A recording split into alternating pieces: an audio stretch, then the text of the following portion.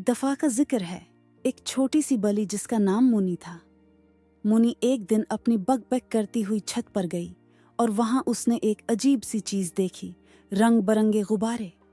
ये गुब्बारे एक छोटी सी दुकान से उड़कर इसकी छत पर आए थे।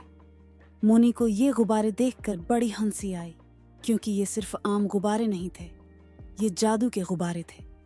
जब मुनी ने पहला गुब्बारा उछाला तो वो सीधा आसमान में ऊपर चला गया, और जैसे ही गुब्बारा फटा, मुनी एकदम हवा में उड़ गई और अपने आप को एक नई जगह में पाया, एक जंगल में।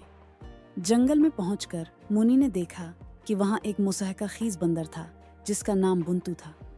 बुंतू बहुत शरारती था और उसने मुनी से कहा, अगर तुम यहाँ से वापस घर जाना चाहती हो तो तुम्हें मुझसे ये मसीद जादू के गुब्बारे जीतने होंगे। मुनी थोड़ी परेशान हो गई, मगर फिर उसने सोचा ये तो मस्सा आने वाला है।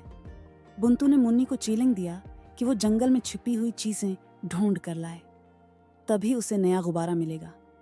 हर चीज को ढूंढना एक एडवेंचर था, और बीच बीच में बुंतू की मुसहका खीज हरकत से मुनी बहुत हंसी। पहले राउंड में मुनी ने एक छोटी सी छपी हुई छड़िया को ढूंढना था, मगर यह छड़िया बिल्कुल छिप कर बैठी हुई थी।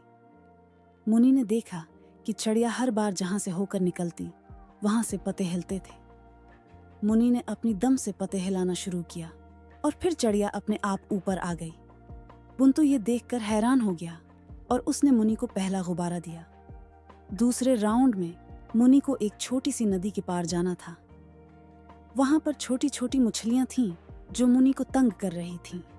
मुनी ने अपनी दम से मछलियों को थोड़ा गदगदाया और वो हंस हंस के ऐसे हिलने लगे कि मुनी आराम से नदी पार कर गई।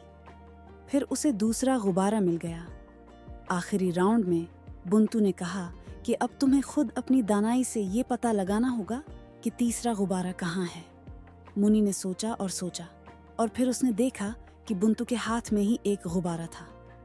मुनी ने हंसी के साथ कहा, बुंतू, ये गुब्बारा तो तुम्हारे पास ही है। बुंतू भी हंस पड़ा और उसने गुब्बारा मुनी को दे दिया। मुनी ने गुब्बारे को उछाला और जैसे ही वो फटा, मुनी फिर से अपने घर की छत पर थी। अब मुनी अपने एडवेंचर के बारे में सबको सुनाती थी, और जब भी उसे हंसी आती वो कहती, बल्ली और बुंतू का जादू वाला जंगल